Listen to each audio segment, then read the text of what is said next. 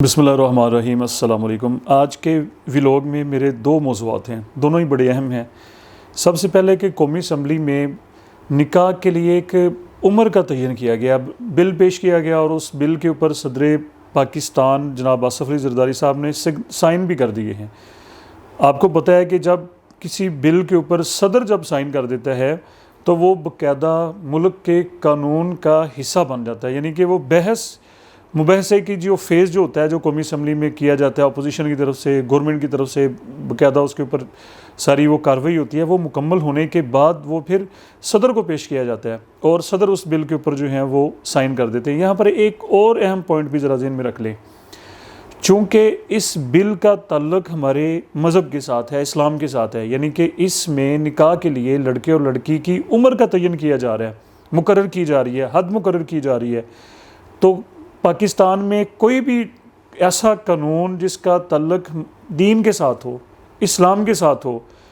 اس کو باقاعدہ فائنل یعنی کہ فیز میں جب صدر پاکستان اس کے اوپر سائن کرتے اس سے پہلے اس کو اسلامی نظریاتی کونسل کی بھی رائے لی جاتی ہے کہ اسلامی نظریاتی کونسل کا اس کے بارے میں کیا ان کی ریسرچ ہے، کیا ان کی، کیونکہ اسلامی نظریاتی کونسل میں کسی ایک مکتب فکر کے علماء کرام نہیں ہیں، وہاں پر تمام مکاتب فکر کے مطلب کہ اہل حدیث وہاں پر موجود ہیں، دیوبندی وہاں پر موجود ہیں، بریلوی وہاں پر مطلب یہ ہے کہ نمائندگی موجود ہے، اہل تشیع نمائندگی وہاں پر ہے، تو وہاں پر تمام جو پاکستان کے مکاتب فکر جو ہیں وہاں پر موجود ہیں۔ تو کسی بھی ایسے بل جس کا تعلق ہمارے مذہب کے ساتھ ہو، اسلام کے ساتھ ہو، شریعہ کے ساتھ ہو، اس کو فائنل کرنے سے پہلے اسلامی نظریاتی کونسل کی رائے بھی لی جاتی ہے، اس کے بعد پھر اس کو فائنل کیا جاتا ہے۔ تو بہرحال اس بل کے اب میں کچھ اس کے فیچرز آپ لوگوں کے سامنے سب سے پہلے رکھ دیتا ہوں، اور یہاں پر میں یہ بات بھی کہنا چاہتا ہوں کہ اس کے اوپر یہ میرا کوئی تجزیہ نہیں ہے، میں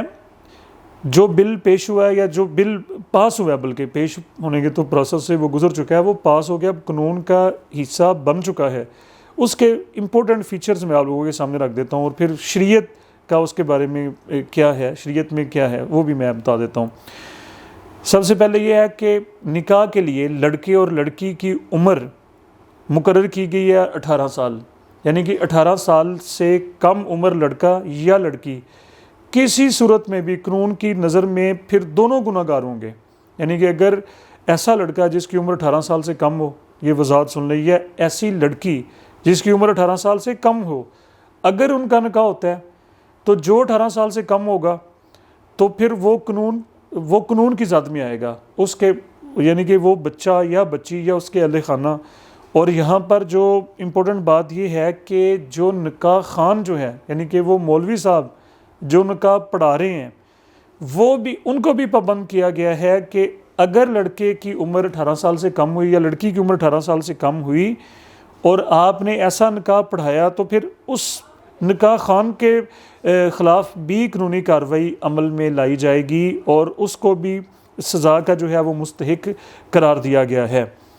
یہ پوائنٹ کلیئر ہو گیا، یعنی کہ لڑکے کی عمر بھی 18 سال سے زیادہ ہونی چاہیے، لڑکی کی عمر بھی 18 سال سے زیادہ ہونی چاہیے، کم نہیں، یعنی کہ 18 سال کے جب وہ ہوں گے تو پھر ہی ان کا اکارڈنگ ٹو اب ہمارے قانون کے مطابق ان کا نکاح جو ہے وہ ہو سکے گا۔ اس کے علاوہ اگر لڑکا جو ہے اس کی عمر 18 سال سے زیادہ ہے، فرض کر لیں مطلب کہ وہ 25 سال کا ہے، وہ 30 سال کا ہے، اور لڑکی کی عمر 18 سال سے کم ہے، مطلب کہ وہ ابھی 17.5 سال کی ہے یا وہ 17 سال کی ہے، تو اس صورت میں پھر نکاح خوان کے خلاف بھی سخت کارروائی عمل میں لائی جائے گی، یہ قانون میں باقاعدہ طور پر کہا گیا ہے۔ اب جس طرح سے میں نے یہ پہلے کہا کہ کوئی بھی یعنی کہ یہ مین فیچر، یعنی کہ اگر خلاصہ اس بل کا میں آپ لوگوں کے سامنے رکھوں تو وہ یہ ہے کہ اب پاکستان کے قانون کے مطابق کوئی بھی لڑکا یا لڑکی جن کی عمریں 18 سال سے کم ہیں ان کا قانونی طور پہ نکاح نہیں ہو سکتا، یعنی کہ وہ نکاح پاکستان کے قانون میں کنسیڈر ہی نہیں کیا جائے گا۔ اب اسلامی نظریاتی کونسل کے حوالے سے جیسے کہ میں نے بتایا کہ وہ ایک اہم ترین ادارہ ہے آئین سازی کے حوالے سے، یعنی کہ کوئی بھی قانون جو ہوتا ہے جس کا تعلق ہمارے شریعہ کے ساتھ ہوتا ہے اس کی فائنل اپروول سے پہلے اسلامی نظریاتی کونسل کی رائے لی جاتی ہے۔ تو اسلامی نظریاتی کونسل نے اس بل کی، اس قانون کی مخالفت کی ہے. یہ پوائنٹ ذرا ذہن میں رکھ لیں کہ اسلامی نظریاتی کونسل نے اس بل کی حمایت نہیں کی. اب گورنمنٹ کا جو موقف ہے، گورنمنٹ ان کا کہنا یہ ہے کہ چونکہ پاکستان میں یہ بہت سارے کیسز ایسے ہوئے ہیں کہ جہاں پر کم عمر بچے اور بچیاں گھر سے بھاگ کے بھی شادیاں کر لیتے ہیں. ایک تو اس کا سدباب بھی ہے کہ ابھی ان کی عمریں جو ہیں وہ کوئی 15 سال کی ہوتی ہیں یا 16 سال کی ہوتی ہیں. اور دوسرا یہ ہوا کہ بڑے مشہور کیسز بھی ہوئے پچھلے دنوں، جس میں ایک دوازارہ کیس بڑا مشہور ہوا. اور پاکستان کے چاروں صوبوں میں نکاح کی عمر کے حوالے سے قانون ایک جیسا نہیں ہے. مثال کے طور پہ سندھ کے اندر 18 سال کا پہلے ہی بنا ہوا ہے، مطلب کہ 18 سال سے کم نہیں ہو سکتا. لیکن پنجاب میں لڑکے کے حوالے سے 18 سال تھا، لیکن لڑکی کے حوالے سے 18 سال کی عمر کا تعین نہیں تھا. تو پھر بہت سارے کچھ کیسز میں ایسے بھی ہوا کہ وہاں سے پھر دوسرے صوبوں سے آ کے لوگ ادھر لاہور میں آ کے بھی لوگوں نے اپنے نکاح جو ہیں وہ رجسٹرڈ کروائے. اور کچھ کیسز میں گورنمنٹ کی، یہ میں بات کر رہا ہوں، گورنمنٹ کے مطابق کہ کچھ کیسز میں یہ بھی ہے کہ سزا کے طور پہ، جیسے یہ ونی کے کیسز ہیں، پنچایتی جو فیصلے بڑے مشہور ہوئے کچھ ہمارے ٹرائبل ایریاز میں یا مختلف دیہاتی علاقوں میں، کہ جہاں پر سزا کے طور پہ کسی کم عمر جو لڑکی ہے، ابھی وہ 15-16 سال کی ہے، یہ سے بھی کم عمر کی، بہت بڑی عمر کے بڈھوں کے ساتھ، بوڑھے لوگ جو ہیں ان کے ساتھ ان کا نکاح کر دیا گیا سزا کے طور پہ. تو گورنمنٹ کا یہ تاثر ہے دینے کی وہ کوشش کر رہے ہیں کہ ہمارا تو مقصد یہ ہے کہ ہم ایسے کیسز کو، ایسی زیادتیوں کو روکنے کی ہم کوشش کر رہے ہیں. اب دیکھیں اس میں شریعہ کا، ہماری شریعت کا قرآن و حدیث کی روشنی میں کیا اس میں فیصلہ ہے کہ کیا قرآن شریف میں یا حدیث مبارکہ میں سرکار دو عالم صلی اللہ علیہ وآلہ وسلم نے نکاح کے لیے کوئی عمر لڑکے کی یا لڑکی کی مقرر کی ہے؟ اس کے بعد صحابہ کرام کا دور ہے، یا پھر تابعین کا دور ہے، یا پھر اس کے بعد ہماری فقہ ہے، یعنی کہ ہمارے 4 بڑے مسالک ہیں اہل سنت کے، اس کے بعد تشیع ہیں، کہ کیا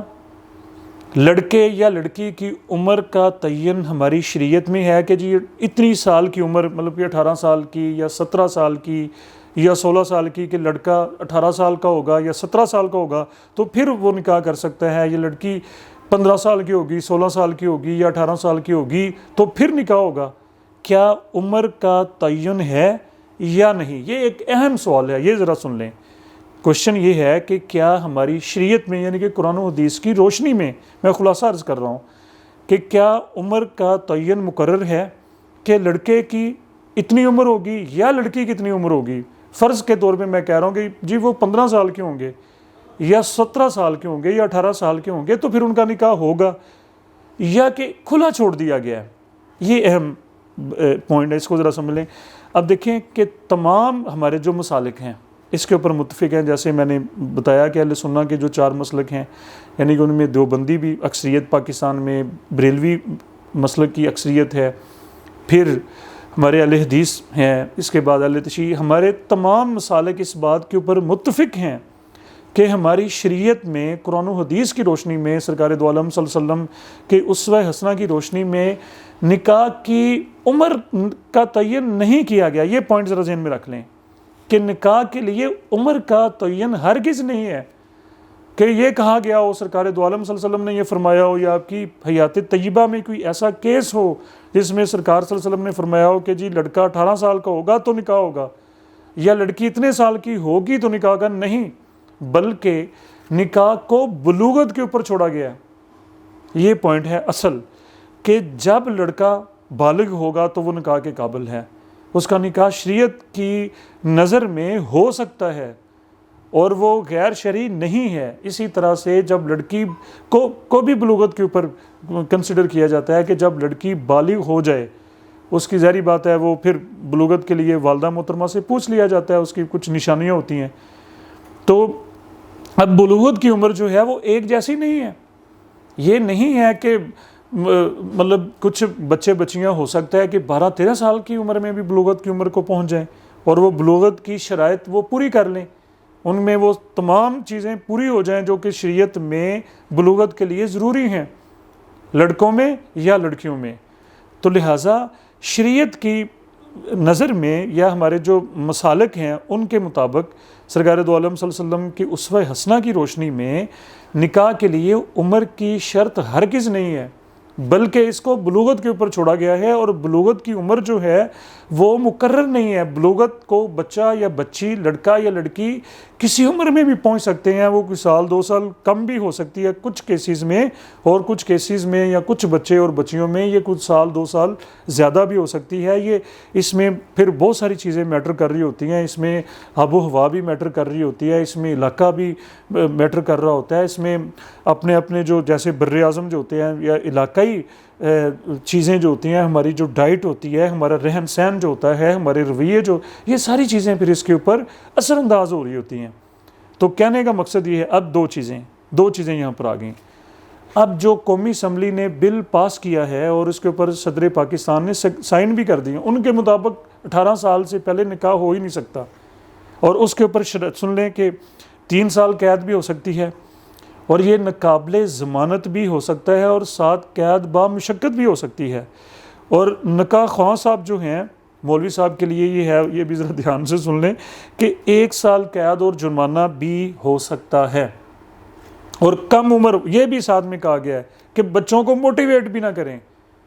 کہ کوئی یہ نہ پیرنٹس یعنی کہ بچوں کو نہ کہ جی ہم نے آپ کا نکاح کرنا ہے، جی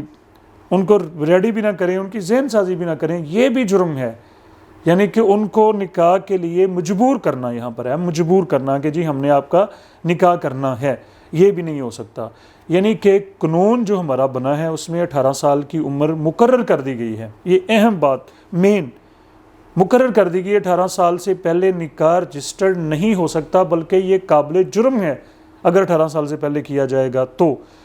دوسری سائڈ پہ جو ہماری شریعت کے اندر ہے کہ شریعت کے اندر نکاح کے لیے عمر کی حد ہرگز مقرر نہیں ہے، بلکہ اس کو بلوغت کے اوپر چھوڑا گیا ہے. نکاح کی سب سے بڑی اور بنیادی شرط جو ہے وہ بلوغت ہے. اب یہاں پر ایک میں ضمناً چیز عرض کر دیتا ہوں کہ علماء اکرام کے مطابق یہ ہے کہ نکاح بعض دفعہ بلوغت سے پہلے فرض کر، اس کی مثال یہ ہے کہ اگر کوئی ایسی بچی ہے کہ اس کو اس کے مقابلے کا جس کو کفو کہا جاتا ہے، اس کے ہم کفو رشتہ وہ مل رہا ہے، اور وہ ہو سکتا ہے کہ اگر ہم ڈیلے میں چلے جائیں گے، اگر ہم نکاح نہیں کرتے تو وہ رشتہ ہاتھ سے نکل جائے گا. اور آج کل بچوں کے اور بچیوں کے ہم پلہ رشتے جو ہیں، ان کی ایجوکیشن، ان کے جناب ظاہری بات ہے کہ جو ساری چیزیں جو ہوتی ہیں، شریعت کا تو یہ حکم ہے کہ رشتہ برابری کا ہونا چاہیے. اگر لڑکی پڑھی لکھی ہے، لڑکی جاب کر رہی ہے، ڈاکٹر انجینئر یا کچھ بھی ہے، تو اس کا جو رشتہ ہے اس کی برابری کی سطح پہ ہونا چاہیے. اسی طرح سے جو دولت ہے، جو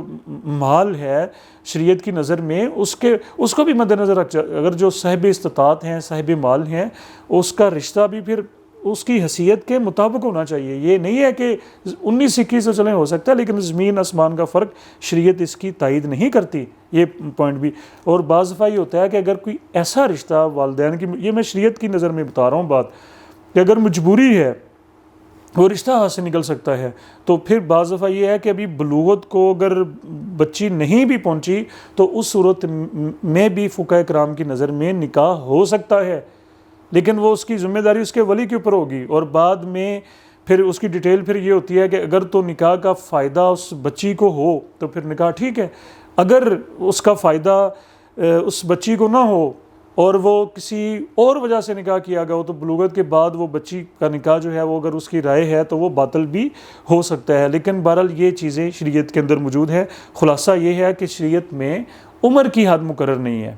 اور بل میں عمر کی حد مقرر کی گئی ہے. اب بہرحال اللہ کرے کہ اس میں کوئی بہتری کے اسباب پیدا ہو جائیں اور کوئی کنسنسس اس کے اوپر ہو جانا چاہیے، کیونکہ یہ ایک شریعت کا مسئلہ ہے، یہ دین کا مسئلہ ہے، یہ کسی کی ذاتی اناد یا کوئی یہ پولیٹیکل ایشو نہیں ہے. ہرگز اس کو بنانا بھی نہیں چاہیے، کیونکہ یہ شریعت کا مسئلہ ہے. اور اگر گورنمنٹ کا جو اس میں موقف ہے یا پرسپیکٹیو ہے وہ پازیٹیو ہے، تو پھر ان کو چاہیے تھا کہ علماء کرام کو بھی آن بورڈ لے لیتے. اسلامی نظریاتی کونسل جو ہے سب سے بہترین پلیٹ فارم ہے جس میں ہر مسلک کے علماء کرام موجود ہیں، پھر ان کو کیوں بائی پاس کیا گیا، یہ بھی ایک سوال ہے۔ تو دوسری آخر میں مولانا طارق جمیل صاحب کے حوالے سے ایک بڑی کہ 2 دن پہلے مانسہرہ میں ایک اجتماع میں مولانا طارق جمیل صاحب اپنے پورے دوستوں کے ساتھ پروٹوکول کے ساتھ وہاں پر پہنچے، لیکن ان کو اسٹیج سے غالباً یا ابھی اسٹیج پہ وہ نہیں پہنچے تھے،